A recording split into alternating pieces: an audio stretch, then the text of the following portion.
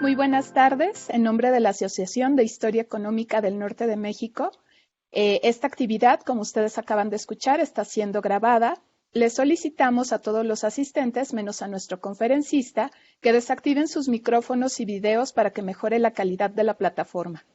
El día de hoy nos acompañan el doctor Sergio Cañedo, actual secretario ejecutivo de la ENME, adscrito al Colegio de San Luis, una servidora del Instituto de Investigaciones Históricas de la UNAM, que llevaré a cabo la tarea de moderación, y el doctor Miguel Ángel González Quiroga con la charla Miradas Binacionales sobre el Noreste, cuya presentación realizará el doctor Cañedo. Les solicito, por favor, que sus preguntas sean escritas en el chat. Estas se le harán llegar al final de la charla al doctor González Quiroga y daremos lectura a algunas también al final de la presentación para lograr un intercambio. En este momento yo me despido desactivando mi video y mi audio.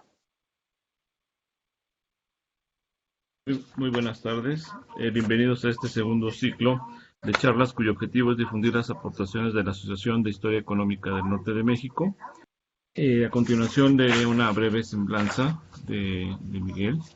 Miguel Ángel González Quiroga nació en General Suazua, Nuevo León.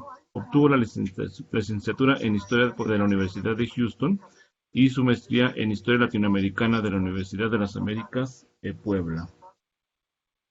Miguel Ángel dio clases de Historia de México y de los Estados Unidos en la Facultad de Filosofía y Letras de la Universidad Autónoma de Nuevo León de 1983 al año 2011. Ha publicado varios libros y artículos sobre la región fronteriza México-Tejana. Su libro más reciente es War and Peace on the Rio Grande Frontier, publicado por Oklahoma University Press en el año 2020 y reconocido por varias instituciones. Actualmente es investigador invitado en la Universidad de Texas, San Antonio. Otros datos interesantes de la vida de Miguel son que participó en la Guerra de Vietnam en 1967 y fue diputado al Congreso de Nuevo León en el periodo de 1997 a 2000. Les recuerdo que sus comentarios y preguntas sean escritas en el chat de esta aplicación. Muy bien, le cedo la palabra a Miguel. Muy bien, ¿me escuchan todos? Perfectamente bien. Ok. Agradezco mucho a Sergio esa invitación, esa presentación y a todos ustedes, mis colegas de AENME, esta invitación. Me honran al darme la oportunidad de platicar con ustedes sobre la integración transnacional entre Texas y el noreste de México. Antes de empezar, quiero aclarar un punto. En mucha de la publicidad aparece mi nombre precedido por doctor y realmente no tengo doctorado, aunque Octavio Herrera dice o ha dicho que lo merezco y a Octavio le creo casi todo. Ahora, en esta presentación voy a abordar varios procesos de integración en áreas económicas, sociales y culturales, así como algunos de los hombres y las mujeres que encarnaron esos procesos. Hace muchos años, Mario Cerruti y yo publicamos el libro El Norte de México y Texas, en el cual abordamos aspectos de esa integración, el comercio y la migración laboral. En esta presentación voy a incluir esos aspectos y agregar otras áreas.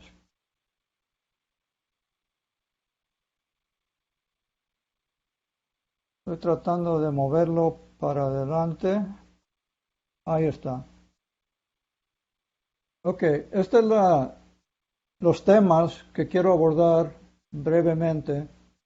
La violencia en el periodo 1830-1880, la cuestión indígena, la llegada de médicos extranjeros, la especulación de tierras, esclavos y sirvientes, aspectos religiosos, mercado laboral y migración, transmisión cultural, comercio y contrabando, y la llegada del ferrocarril y sus secuelas. Ahora, necesariamente seré breve en cada uno de los temas. Algunos merecen, si acaso, un comentario breve. Y también quiero decir que el estudio de estos temas es en el noreste, aunque en términos generales son aplicables para todo el norte mexicano. Las siguientes 3 diapositivas muestran un listado de los conflictos prominentes en la frontera y que sacudieron a la región. Comenzando con la guerra por la separación de Texas, la revuelta federalista en el noreste, la disputa por Texas en la década de 1840, que incluyó invasiones tejanas contra Santa Fe, Nuevo México, la expedición de Somerville y la expedición Mier, y 2 ataques mexicanos a San Antonio en 1842. Y esa década cerró con la guerra entre Estados Unidos y México.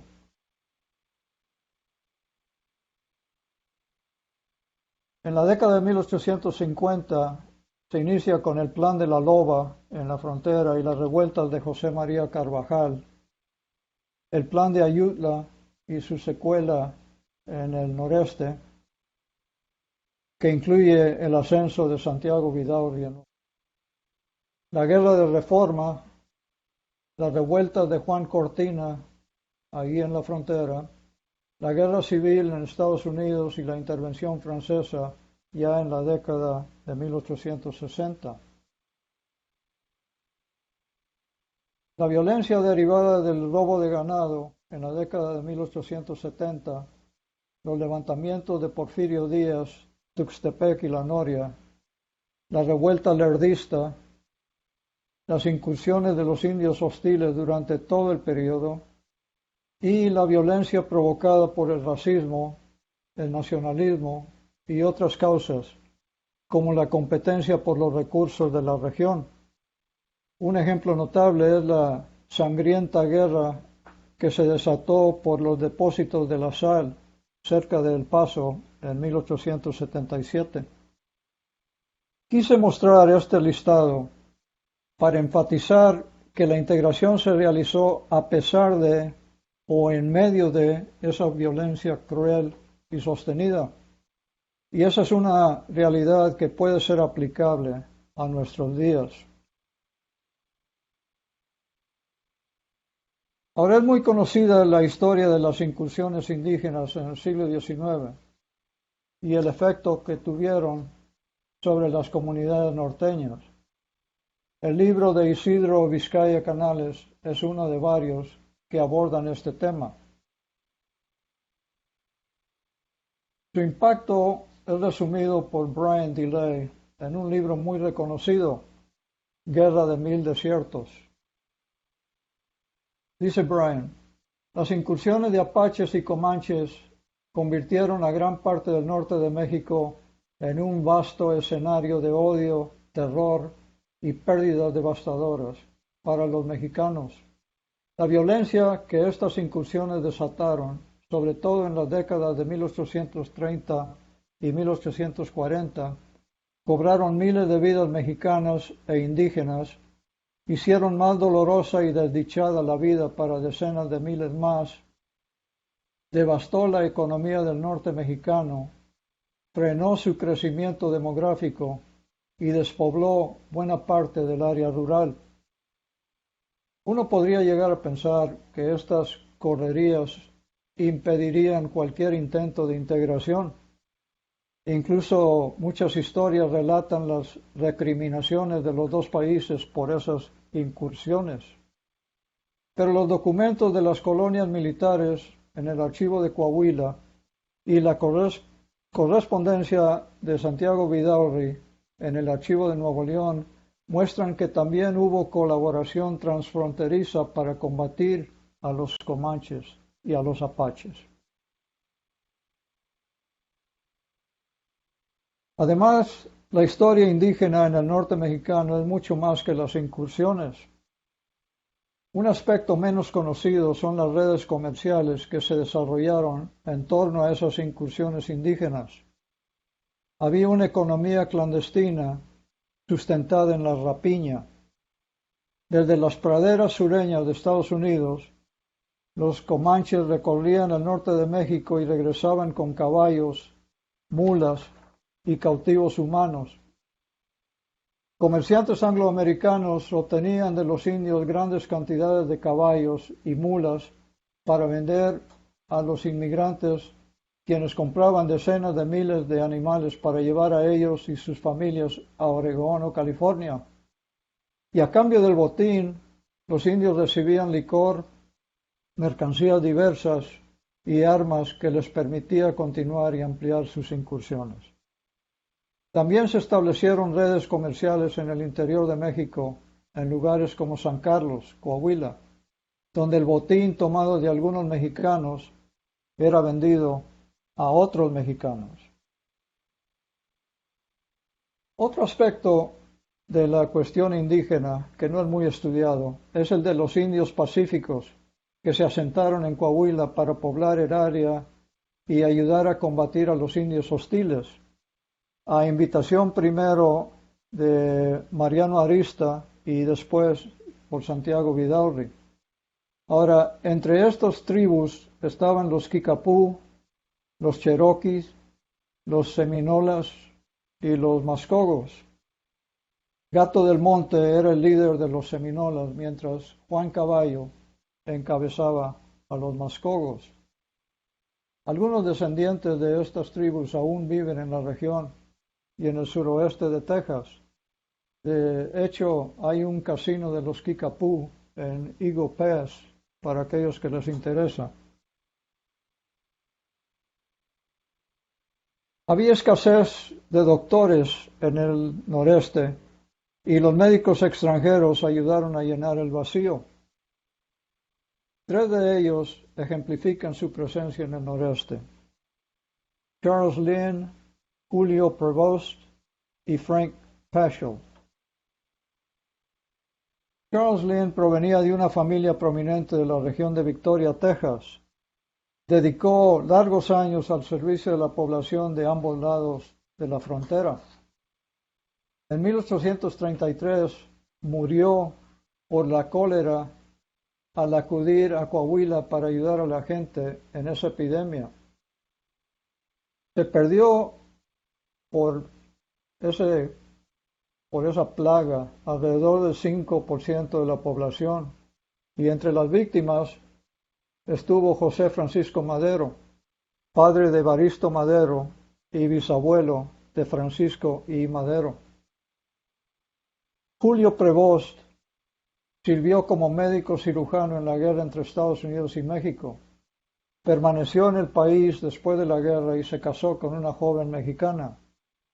Con el tiempo se dedicó a la minería, supervisando minas de inversionistas estadounidenses en Vallecillo, Nuevo León.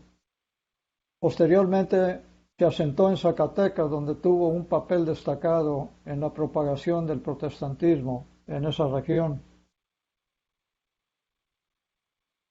Frank Paschal, de San Antonio, Texas, pasó parte de su juventud en Monterrey con su familia durante la Guerra Civil y hablaba el español con fluidez. Obtuvo su título de doctor con distinción de Louisville Medical College. Él y su esposa, Lady Napier, se mudaron a Chihuahua, donde practicó la medicina. Ambos eran admirados por el pueblo mexicano. Paschal realizaba cirugías que estaban fuera del alcance de la mayoría de los médicos y curaba y daba medicinas a aquellos que no podían pagar. Tras casi 2 décadas, la pareja regresó a San Antonio, donde Paschal continuó su carrera brillante en la medicina. Jugó un papel muy destacado en el estado de Texas y de hecho en el país después de su regreso de México. La especulación sobre tierras tejanas facilitó la integración y tenía también tinte transnacional. En la década de 1830 se desató un frenesí especulativo en tierras tejanas. Se establecieron empresas como la Galveston Bay and Texas Land Company. Esta fue creada en Nueva York con la participación de inversionistas estadounidenses y mexicanos que habían recibido concesiones de tierras en Texas. Entre ellos estaba Lorenzo de Zavala, ex gobernador del Estado de México.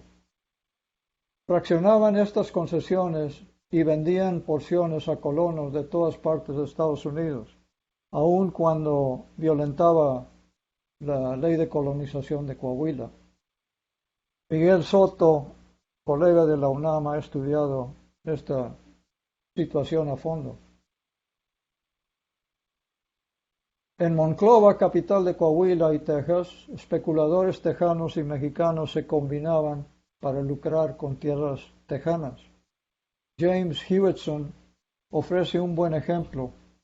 Registros notariales muestran cómo conseguía concesiones de vendedores mexicanos para venderlas más adelante entre los miles de colonos que llegaban a Texas. En la década de 1860, misioneros protestantes empezaron a llegar al noreste.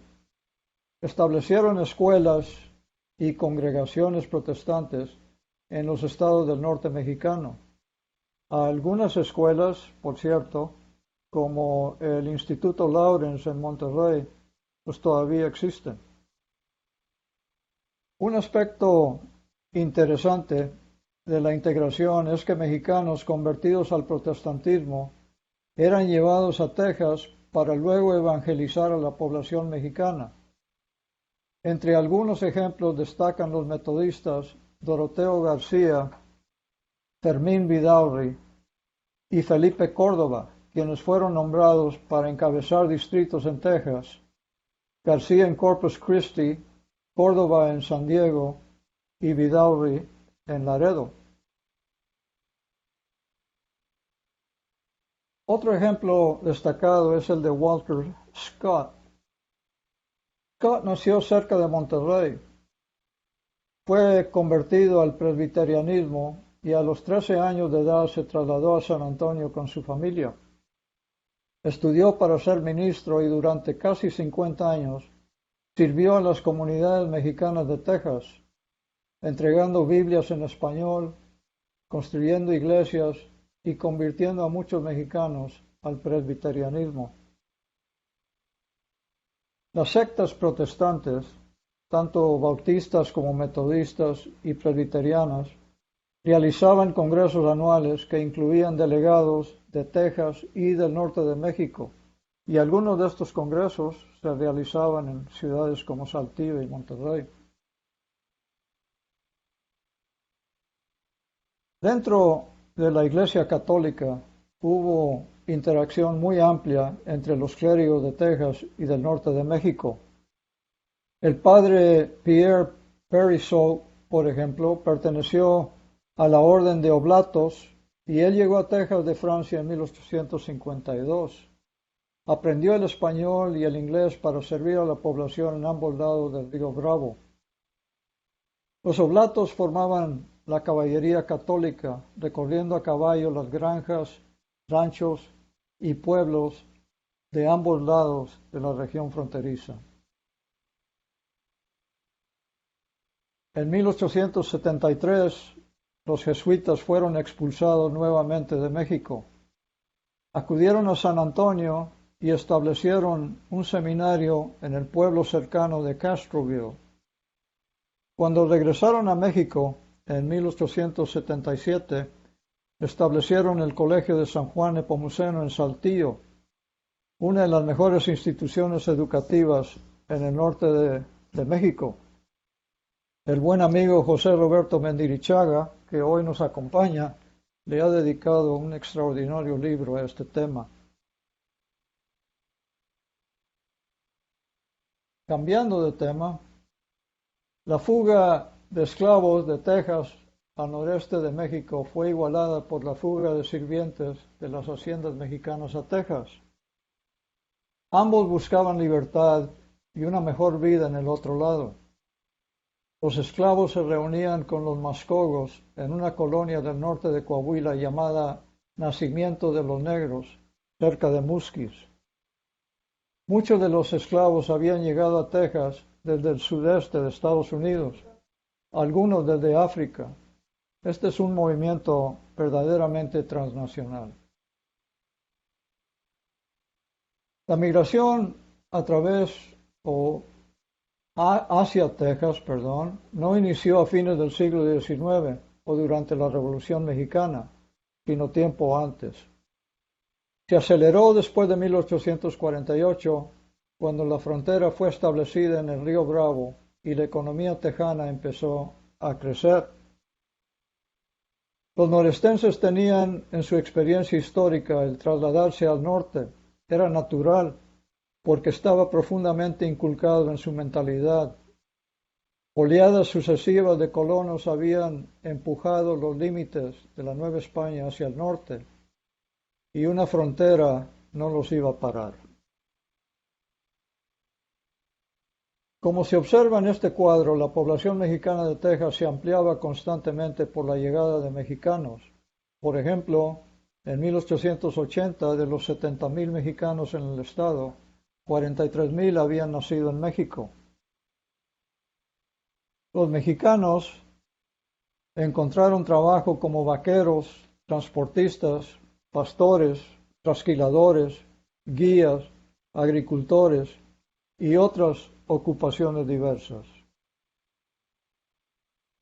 Y a pesar del racismo imperante en Texas, familias mexicanas eran bienvenidas.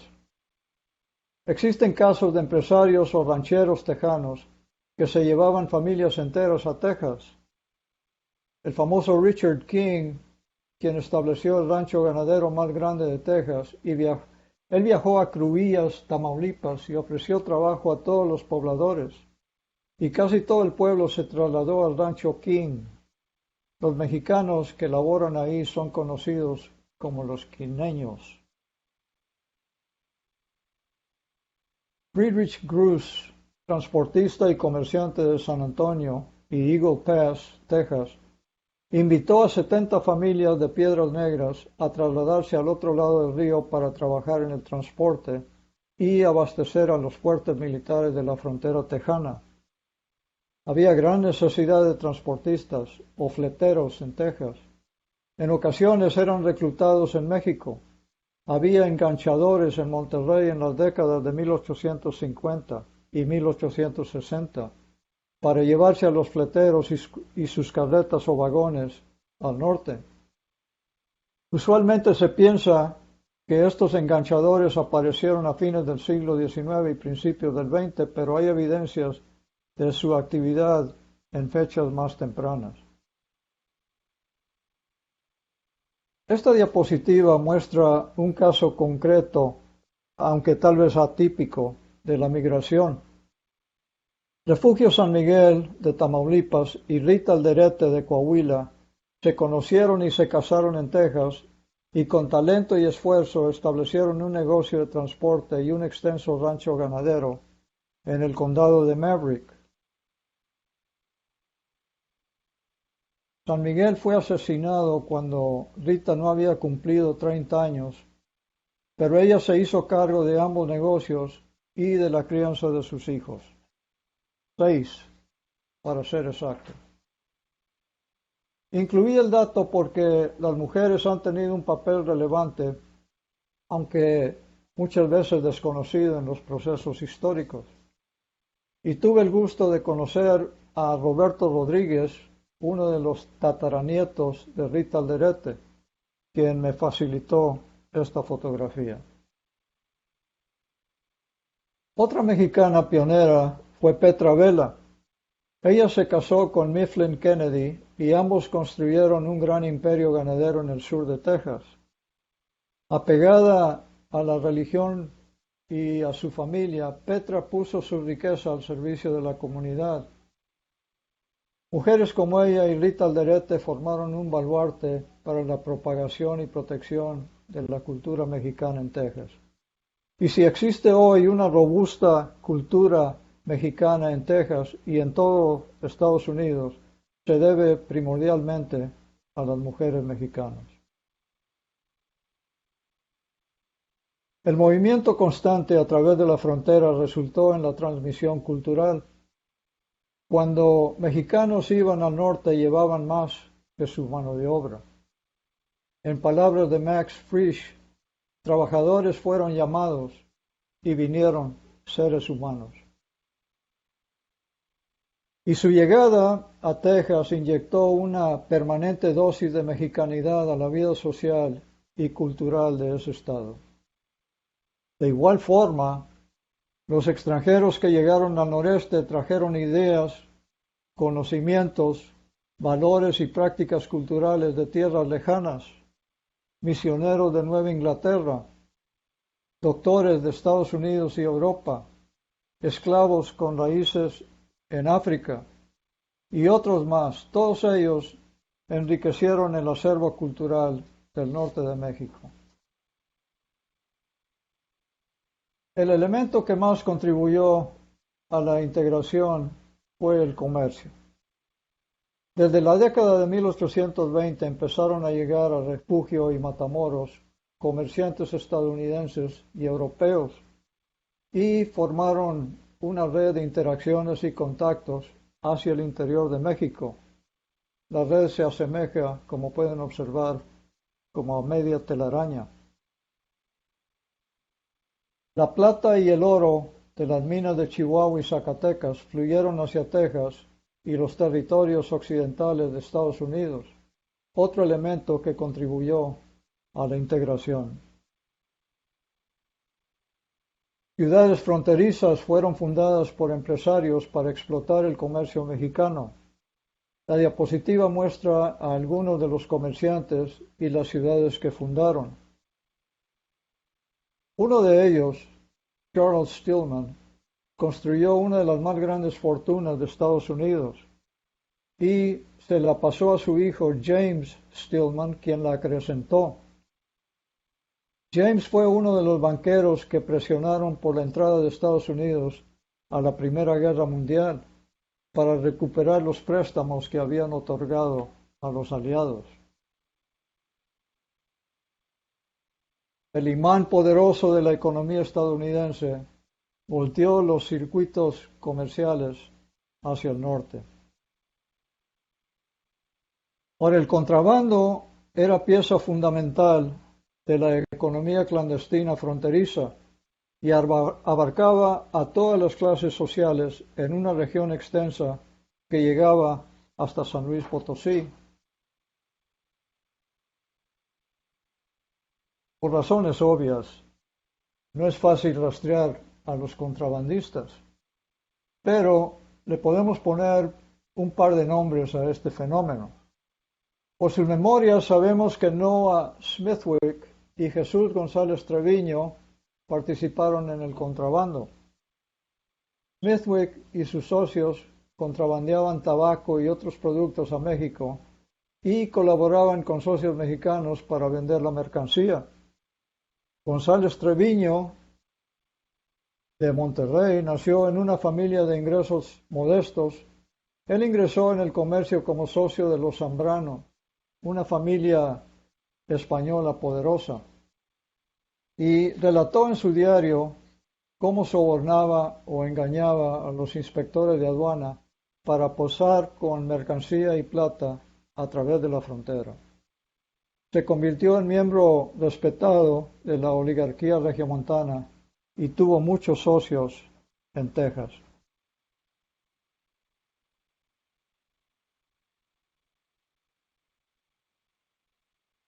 Comerciantes del noreste, muchos de ellos asentados en Monterrey, establecieron redes extensas con comerciantes, productores y consumidores de Texas. Algunos hicieron fortunas en el auge comercial de la Guerra Civil estadounidense y en el último cuarto del siglo XIX canalizaron esa riqueza a otras actividades económicas, como la banca, la ganadería, la manufactura y la minería.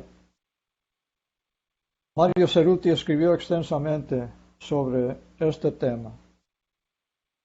También de paso, el banco de Patricio y Daniel Milmo en Laredo, Texas, se involucraba en muchos de los negocios internacionales de ese periodo. El transporte en carretas, vagones y diligencias posibilitó el comercio y fue importante para integrar la región transfronteriza. Un transportista que ejemplifica este proceso fue Augusto Centelben, quien llegó a Texas de Alemania cuando era niño. Durante casi 30 años transportó pasajeros y carga entre Texas y el norte mexicano, desde Tamaulipas hasta Chihuahua, y relató en sus memorias que viajó más de 125,000 millas o 5 veces alrededor de la Tierra.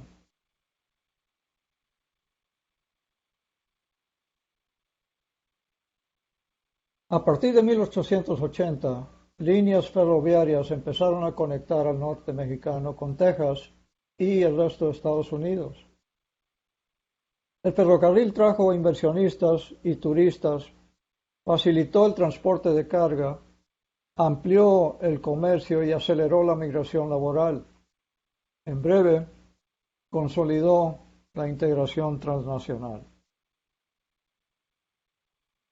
Y para ejemplificar este proceso, déjenme presentar algunas muestras de esa integración.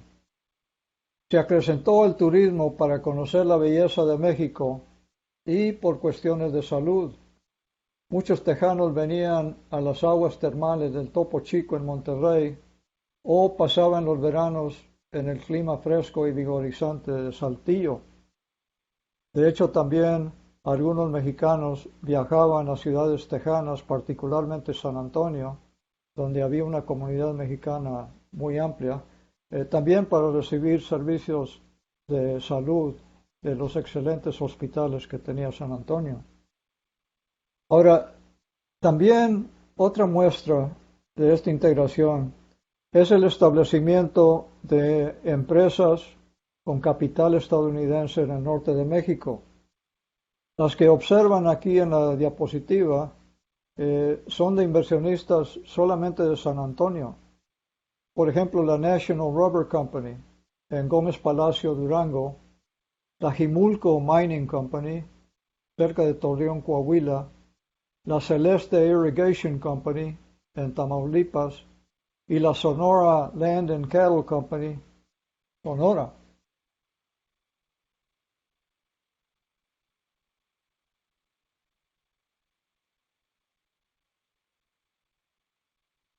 Ahora, los estadounidenses también fundaron colonias agrícolas en Tamaulipas como Chamal y Atascador, no muy lejos de Tampico, y de los mormones en Chihuahua y Sonora. La migración hacia Texas se masificó en los últimos años del Porfiriato y durante la Revolución, modificando la demografía de muchas comunidades de Texas y el suroeste de Estados Unidos. Ahora, algunas de las conclusiones que se desprenden de esta presentación son las siguientes. La integración transnacional en la frontera del río Bravo se construyó a lo largo del siglo XIX en múltiples frentes y formas. La integración se dio en lo económico, en lo social y lo cultural, y fue obra de mujeres y hombres que buscaban oportunidades en el otro lado de la frontera. Migrantes que buscaban empleo, comerciantes que buscaban mercados, médicos que buscaban oportunidades para ejercer su profesión, misioneros que buscaban almas para salvar, y esclavos y sirvientes quienes buscaban libertad y una mejor vida. La integración se estableció a pesar de la violencia y el conflicto que fue endémico durante medio siglo. Y resulta claro que las relaciones y conexiones que se establecen a través de la frontera son más fuertes que los intentos de exclusión o la construcción de barreras. ahí termina mi presentación. Agradezco a todos ustedes su atención y espero sus comentarios y preguntas. Agradecemos al doctor Miguel González Quiroga la excelente charla que nos acaba de compartir, en donde es evidente que los procesos de movilidad, entendidos como circulación de personas, saberes y objetos, han alimentado una historia integrada, centenaria, en el caso de la frontera noreste de México. En particular, me han llamado la atención algunas de sus menciones, por ejemplo, a temas que tendremos la oportunidad de escuchar en las siguientes charlas, como la importancia de las aguas termales de Topo Chico, uno muy singular que ya nos da notas para que la ENME pueda decir algo ahora que viene la conmemoración del 8 de marzo, pues la importante participación de estas mujeres como Rita Alderete en la integración fronteriza, y este papel que tienen en determinado momento algunos personajes como Julio Prevost para una expansión religiosa frente a la intolerancia que existió en México durante buena parte del siglo XIX. La cuestión de las diversiones, la participación de los grupos de pobladores nativos en los casinos, las epidemias, bueno, ha sido una charla muy rica y han comenzado a llegar las preguntas al chat. Entonces, bueno, una primera pregunta es del doctor César Morado, del Centro de Estudios Humanísticos de la UAN, y él le quiere comentar o preguntar al doctor González Quiroga si es posible periodizar estos periodos de integración. O sea, encontraríamos periodos de auge, coyunturas, si él tiene alguna propuesta al respecto, doctor Quiroga. Y otra pregunta del doctor Mario Ceruti, también de la Universidad Autónoma de Nuevo León, quien nos comenta que en el sur de las Pampas y en la Patagonia Argentina se manifestó también a mediados del siglo XIX un vasto comercio. Raúl Mandrini ha hecho varios estudios sobre el particular. Otro comentario que tiene que ver con los temas que se han expuesto en esta charla tan rica es del doctor también Morado, quien nos comparte una reciente publicación sobre el caso de la esclavitud, South to Freedom, de Alice Baumgartner. Es un texto publicado recientemente en 2020. Entonces, doctor Quiroga, si quiere empezar con estas dos preguntas, en tanto llegan el resto de los comentarios. Bueno, Irina, me vas a tener que repetir la de Mario, porque no capté muy bien lo que sucedía en las Pampas. Sí, más bien él lo que nos quería compartir es que Raúl Mandrini ha hecho estudios sobre el caso de las relaciones comerciales a mediados del siglo XIX en el caso de las Pampas y la Patagonia en Argentina. Okay. Entonces es como en estos polos que parecen muy alejados de todo, pues la actividad mercantil está muy presente. Pues Mario se pinta solo para estudios comparativos y ya quisiera tener esos conocimientos para poder decir algo inteligente, pero que él lo haga mejor. Y en cuanto a Morado, César, bienvenida la pregunta y el comentario también del libro de Baumgartner, que conozco, y a ella también, excelente egresada de Yale University. Quiero comentar respecto a posibles periodos o una periodización posible para este tema. La violencia, el conflicto, de alguna manera caracteriza los 50 años que yo abordé, tanto en el libro como en esta presentación, de tal suerte que hay como lapsos dentro de ese periodo donde hay más colaboración y menos conflicto. Por ejemplo, durante la Guerra Civil estadounidense y concatenada con la Guerra de Intervención Francesa en México, en la cual hubo más cooperación y menos conflicto. Ahora, no estaba ausente totalmente el conflicto en la región fronteriza, pero sí es un periodo en el que se observa que había mucha más colaboración en lo militar, en lo económico, en lo comercial, incluso un poco en lo social. El periodo de los años 40, para darte una idea de lo difícil de periodizar esto, César, fue repleto de violencia, comenzando con la revuelta federalista en el noreste, las intervenciones o expediciones tejanas contra México, los dos ataques de México contra San Antonio, la guerra entre México y Estados Unidos.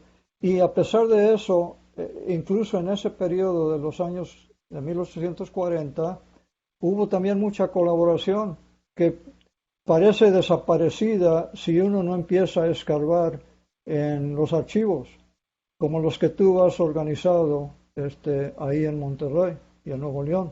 Entonces, es un poco difícil, pero puedo señalar que la pacificación de la frontera a fines de los años de la década de 1870 y principios de 1880 inicia una etapa de menos conflicto, mucho menos, y de mayor colaboración e integración, y que no se viene a romper hasta la Revolución Mexicana. Pero incluso en la Revolución Mexicana, en medio de la violencia, en los años más crudos de la violencia, como 1915, se empieza a ver atisbos ahí de recuperación económica, como tú bien sabes, y el regreso de algunos inversionistas y mineros y comerciantes de Texas a México. Es un tema muy complejo y muy interesante que requiere mucho más estudio. Muchísimas gracias, doctor González Quiroga. Hay una pregunta más del doctor José Roberto Mendirichaga de la Universidad de Monterrey. Él quiere saber si Fermín Vidaurri estuvo emparentado o está emparentado con Santiago Vidaurri. Y por otro lado, a su pregunta se añade un comentario que también apoya a la doctora Lilia Palacios, de Académicos Monterrey 43, una querida colega de la ENME, quien nos pide, por favor, bueno, nos piden ambos, que nos comente algo sobre su libro, ¿no? Además también de llamar la atención, Lilia, sobre la presencia de los mascogos todavía en Musquis, Nuevo León, ¿no? Y que es un tema bien singular hablar de los afromexicanos ahora y de estas diversas presencias étnicas que a veces en nuestro desconocimiento de lo que son las fronteras, pues no consideramos, sobre todo cuando no nos desenvolvemos en esta área del noreste. Por favor, doctor González. Gracias, Irina. Bueno, las preguntas de Pepe Mendirichaga y de Lilia, entrañables amigos, apuntan a la necesidad de un mayor estudio sobre muchos de estos temas. Yo apenas hice una revisión somera de fuentes secundarias y lo que pude escudriñar en algunos archivos sobre personajes como Fermín Vidaurri, y no tengo claro si hay parentesco ahí, pero a mí no me sorprendería para nada, Pepe, si hubiera, porque la familia Vidaurri, como sabes tú, muy extensa, tanto en Coahuila como en Nuevo León, entonces es muy posible. Y es el caso de los mascogos también. De hecho, buena parte de lo que aprendí de los mascogos es de historiadoras norteamericanas que han estudiado estos movimientos. No tuve la fortuna o el tiempo de leer algunos de los libros de colegas de Coahuila, por ejemplo, que han abordado estos temas para poder profundizar. Pero también igual no pude incluir más información de muchos temas, porque la casa editora me hubiera rechazado, me hubiera corrido. De hecho, tuve que cortar como una tercera parte del libro para que fuera publicado. Entonces dejé fuera muchos temas, pero me hubiera gustado estudiar mucho más a personajes conversos al protestantismo en México que luego fueron a Texas, porque había mucho más que los 3 ejemplos que yo mostré, y también de los Mascogos, Kikapú, Seminolas y otras tribus que vinieron a México. Yo sé que se ha escrito sobre ellos, pero estoy seguro que se necesita escribir mucho más. Y en cuanto al libro, Lilia, gracias por preguntar, para darme la oportunidad de promoverlo, de una editorial aquí. El libro ha tenido buena aceptación, pero batallé un poco para publicarlo porque era extenso y no era muy rentable para algunas editoras publicarlo de esa manera. Adicionalmente, a una de las instituciones que lo mandé, uno de los lectores de los árbitros, pues quería que modificara la estructura para incluir conceptos teóricos que yo no solo no manejo bien, sino que los lectores que yo quería para mi libro era un público general, un público lector mucho más amplio que solamente académicos o estudiantes de historia. Entonces me rehusé a modificar el libro de esa forma y mejor me fui a otra casa editora y tuvo buena aceptación en la otra y no me obligaron a hacer ese tipo de cambio. Entonces, a mí me gusta contar historias y vincular esas historias de personas, hombres y mujeres, a los procesos históricos y los que mueven la historia. Y creo que eso es mucho de lo que la gente quiere leer o quiere saber. El ser humano le gustan las historias, desde cuando vivió en las cavernas. Por eso dejó tantos dibujos, ¿verdad? El ser humano se nutre de historias de otros seres humanos y sus hazañas, y sus retos, y sus éxitos, y sus fracasos. Entonces, eso es lo que traté de hacer en este libro. Y escogí a propósito, Lilia, un periodo repleto de violencia y de conflicto, un periodo que Mario y yo conocimos hace muchos años, aunque a medias, porque Mario y yo estudiábamos a partir de la década de 1850 y lo extendí hacia atrás un poco y descubrí que en medio de esta violencia o a pesar de esta violencia se dio tanta cooperación, colaboración, integración y eso me parece que es muy importante para conocer la frontera de antier, de ayer y de hoy.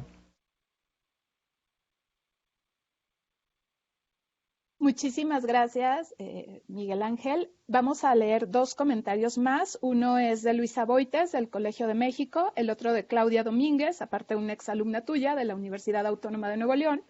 Bueno, pues primero, felicitaciones, un gusto escucharte, verte. Y la primera pregunta, que es la de Claudia, es cómo se daban estas colaboraciones entre la población indígena y los gobiernos para la pacificación, si se puede ahondar un poco en esto. Y la pregunta de Luisa Boites es ¿qué tanta presencia de afrodescendientes se aprecia hoy en el noreste y qué tanto se reconoce y aprecia o desprecia en esta región de interés de la ENME? Perdón, Irina, ¿podrías repetir la de Luisa Boites, por favor? Claro que sí. ¿Qué tanta presencia de afrodescendientes se aprecia hoy en el noreste? ¿Presencia de qué? Perdón. De afrodescendientes. Ok. De afrodescendientes se aprecia hoy en el noreste y qué tanto se reconoce y aprecia o, por lo contrario, se desprecia en esta región a esta población. Ok. Muchas gracias a los dos por esas preguntas. Eh, Primero, lo de Claudia. Este es un tema que es intrigante y se puede encontrar más información, mucho más para cualquier estudiante que quiera elaborar una tesis doctoral. Yo le recomiendo que busque a Lucas Martínez del Archivo General del Estado de Coahuila y que se meta a los documentos de las colonias militares, porque ahí hay una correspondencia abundante sobre estas poblaciones de eh, indígenas pacíficos invitados primero por Mariano Arista, luego por Santiago Vidaurri, desde el territorio lejano de Oklahoma, incluso los seminolas desde Florida, para venir al noreste y ayudar a amortiguar un poco los embates de los comanches y los apaches. Y algunos de ellos, los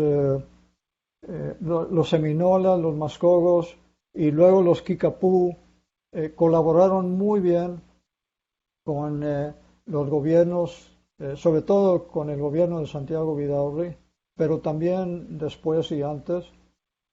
Y algunos militares mexicanos concedían que el apoyo que le dieron estas tribus al esfuerzo para combatir a los indios hostiles era fundamental.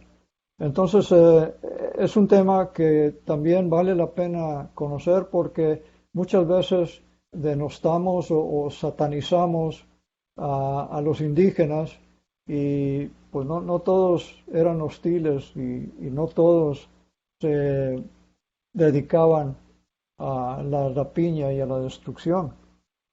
Ahora, respecto a la presencia afrodescendiente en el noreste, te tengo que confesar, Luis, que es un tema que no conozco bien. Lo poco que sé al respecto es lo que estudié para el siglo XIX, que hubo una población en aquel tiempo de alrededor de, hay estimaciones de 3.000 a 5.000 afrodescendientes. Tengo la tentación de decir afroamericanos porque es lo que decimos acá en Estados Unidos, pero es mucho mejor tu término. Y esos afrodescendientes empezaron a mezclarse más y más con la población, de tal manera que creo que para el siglo XX, yo sospecho, no te puedo decir si es a ciencia cierta, que se fue diluyendo esa población o integrando a la población mayor. Digo, esa es una conclusión natural al que uno puede llegar, pero obviamente se requieren muchos más estudios. Y yo no sé, algunos de ustedes probablemente que conocen y que estudian temas más contemporáneos del norte de México, saben mucho más de este tema que yo. Muchísimas gracias. Bueno, una felicitación de Rosario Pérez a nuestro conferencista. Ella también parece haber sido su exalumna. Y sobre esto último que nos comenta Miguel Ángel, justo Mario Ceruti convoca a César Morado a decir algo. La misma Lilia Palacios también expresó algo sobre la presencia actual de los mascogos. Entonces, no sé si quieran activar sus micrófonos y participar luego de su comentario y agradeciendo también las sugerencias bibliográficas que han anotado en el chat, podemos darle la palabra al doctor Sergio Cañedo. Entonces, si César Morado está por ahí, Lilia Palacios, quieren comentar algo sobre esta presencia de afromexicanos en el noreste, los escuchamos.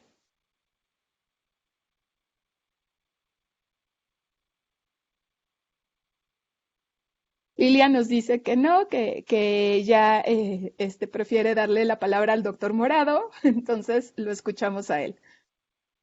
Gracias, Irina. No, hombre, lo que pasa es un privilegio escuchar a Miguel teníamos tiempo que no le escuchábamos. Él se fue a los Estados Unidos, se fue a San Antonio y la verdad que lo extrañamos.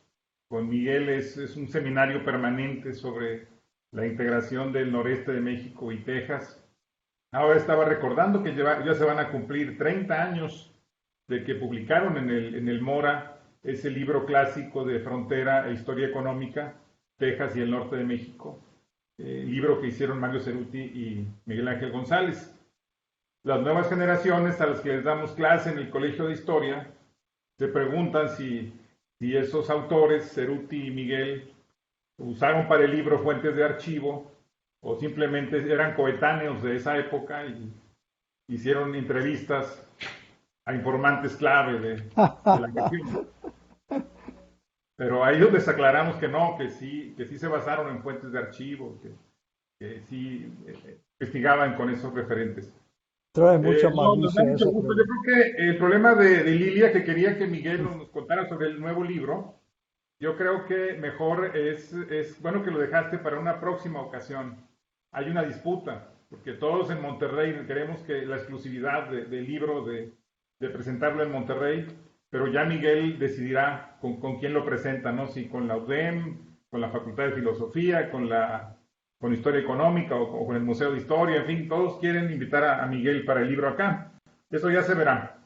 No importa quién lo invite, el chiste es que lo podamos acompañar y disfrutar los triunfos de Miguel Ángel, que además ganó un reconocimiento por este libro ahí en San Antonio o en Austin. Entonces hay mucho que platicar con Miguel Ángel. Son muchos los temas y pues nos llevaríamos horas debatiendo cada uno de los temas. Ahora esto que preguntaban de los negros y los esclavos, pues evidentemente es un tema emergente. Ahora está muy fuerte este asunto de las identidades y están aflorando cada vez identidades que estaban ocultas, ¿no? De repente todo el mundo quiere ser judío en Monterrey, de repente todo el mundo quería ser tlaxcalteca hace un tiempo, y los que están un poco más marginados es la parte de los afrodescendientes, aunque a raíz de que los mascogos se les dio un reconocimiento hace poco en Coahuila como lo que son, como una cultura binacional o quizá prenacional, porque ambos están antes del Estado Nacional, pues ahora todo el mundo quiere ser mascogo porque le va a dar ciudadanía norteamericana, ¿no?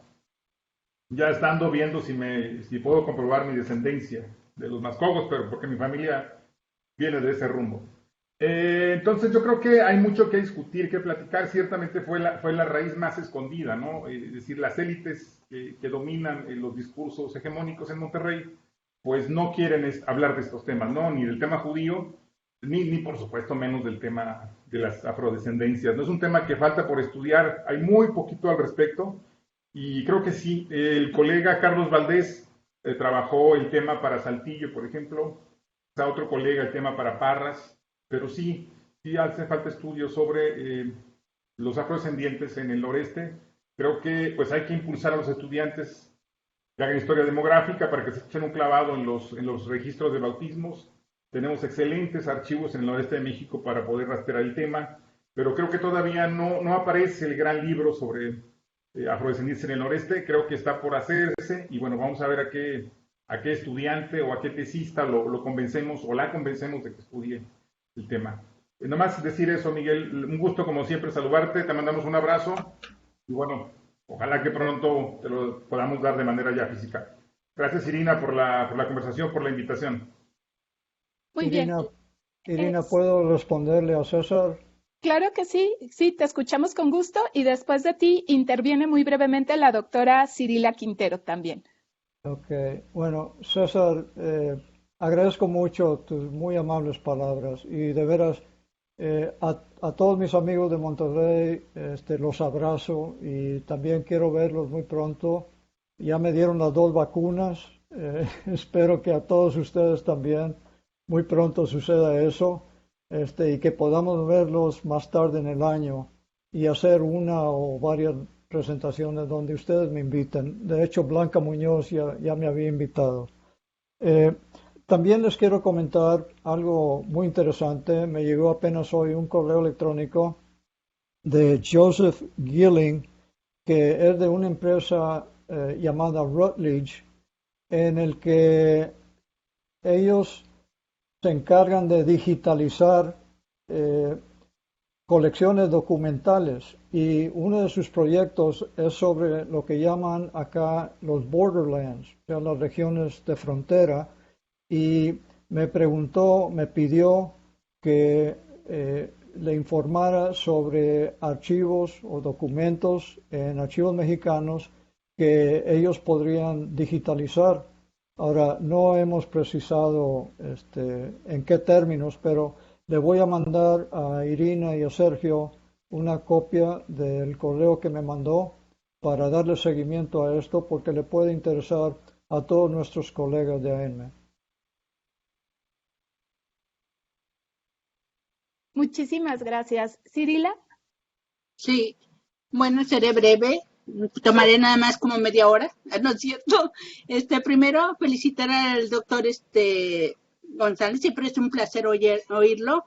Y gracias, quiero hacer bueno, antes de que se me olvide, sobre los mascogos, sí hay una antropóloga coahuilense que ha estado trabajando mucho y tiene libros sobre ellos que se llama Paulina del Moral. Entonces ella tiene, o sea, ha situado los mascogos sobre todo en algunos de los partes de Mapimí y también en la parte de Coahuila. Entonces son muy interesantes sus estudios, sobre todo son prácticas culturales. Bueno, la otra parte que yo le quiero comentar al doctor González, sobre todo, me parece muy interesante el rescate que hace usted de la importancia de la familia en la migración, porque es una etapa donde se caracteriza precisamente la familia, incluso después se va a convertir en esta migración circular de los recolectores de vegetales a lo largo de todo lo que es Texas, y después, o sea, ya el siglo, digamos, principios del siglo XX, o sea, va a ser más de la migración más de tipo individual, que sí es un elemento importante porque cuando lo leemos parecía que siempre ha sido individual, pero no se parte de esta importancia de la familia. Entonces yo creo que eso es muy relevante mencionar. El otro punto es los estereotipos que existen de querer ver al norte con las figuras del centro. O sea, los indios, o sea, de esta zona, lo que yo he aprendido es que tenían toda una estructura de funcionamiento, una estructura social, pero como no encajan en los parámetros del centro, pues son visualizados como bárbaros. Entonces yo creo que eso también es importante rescatarlo, y la convivencia más que contradicción entre las religiones, ¿no?